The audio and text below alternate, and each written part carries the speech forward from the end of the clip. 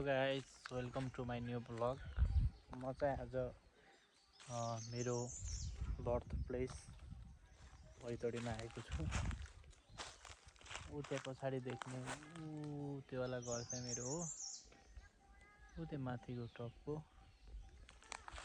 अनि यो चाहिँ हाम्रो म्याक्सिमम टाइम खेल्ने ठाउँ हो होइन, सबै साथीहरू बस्ने अनि खेल्ने।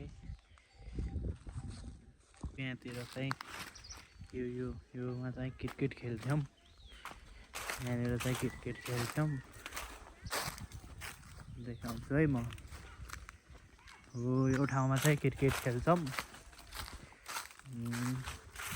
अनि हाम्रो यहाँको एउटा गाउँ चाहिँ त्यो गाउँ हो। त्यो गाउँ हो। अहिले चाहिँ हाम्रो गाउँमा कोही पनि केटाहरू छैन।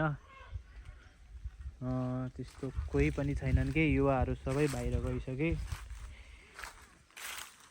अनि यो चाहिँ हाम्रो यहाँनिरको मन्दिर पनि हो। अनि चाहिँ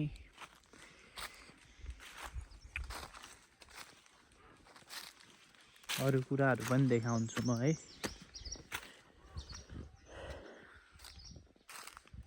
यो चराको नाम थाहा छ भने कमेन्ट गर्नुहोस्।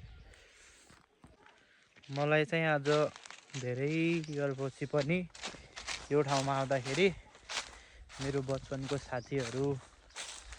साथीभाइहरू सबैको एकदमै याद आइरहेछ होइन। यो एकदमै हाम्रो सबै साथीभाइहरू सबै बस्ने ठाउँ थियो। यहाँनिर ठाउँ चाहिँ छ गाइस, तर मान्छे चाहिँ छैनन्। सबैजना आफ्नो कामको लागि, पढ्नको लागि हो या के कामको लागि पनि बाहिर गइसक्नु भएको छ। म यहाँबाट देखिने भ्यू देखाउँछु है। यहाँबाट सबै कुरा देखिन्छ। यो एकदमै रमाइलो ठाउँ थियो। अहिले चाहिँ साथीहरू कोही पनि हुनुहुन्न, पनि मलाई अहिले यहाँ आएर बस्नु मन लाग्यो। सो म चाहिँ यहाँ अहिले एक्लै भए पनि भिडियो बनाइरहेको छु। सबैजनाले यो भिडियोमा माया गरिदिनु होला। अनि सेयर, लाइक, सब्सक्राइब गरेर मेरो यहाँको सबै साथीहरू जो जहाँ पनि हुनुहुन्छ उहाँसँग पुगाउनको लागि सबैजनाले एउटा सेयर चाहिँ गरिदिनु होला है। ओके, हस् त, थ्याङ्क यू गाइज। म चाहिँ त्यो ठाउँबाट फिर्ता घरतिर जाँदैछु। घर जाने बाटोहरू यस्तो चाहिँ हुन्छ। हजुरहरूलाई म केही अरू कुराहरू पनि देखाउँछु होइन। अब अहिले मसँग पढ्ने मेरो साथीहरू यो गाउँमा बस्ने कोही पनि छैनन् के। म पनि छैन होइन। हामी पूजापाठको लागि चाहिँ आएको हो। त्यसैले आज यता घुम्ने मन लाग्यो। यो छ नि,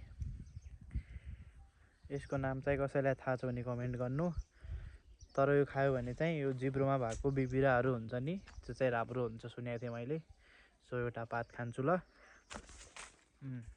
राम्रो छ। यहाँ हेर्नु है, म सानो बच्चा छँदाखेरि यो ठाउँबाट खसेको थिएँ। यो ठाउँबाट खसेर त्यहाँ पुगेको थिएँ। अनि मलाई उयो घरको अङ्कलले निकाल्नु भएको थियो।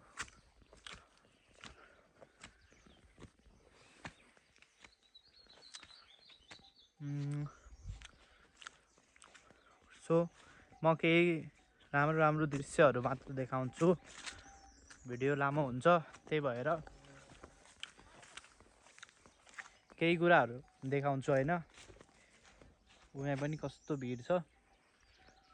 अनि त्यो घर छ नि, त्यो घरको दुईवटा दाइहरू अनि एउटा भाइ पनि थियो। तिनीहरू पनि अहिले चाहिँ छैनन्। अहिले चाहिँ कोही पनि छैनन् कि, कोही पनि छैन। त्यसैले मलाई यो पाहाडतिर आएको जस्तो पनि लागिरहेको छैन। एक्लै भयो नि त। अब आजको लागि मैले हजुरहरूलाई यसो गाउँको टुर चाहिँ गराइहालेँ।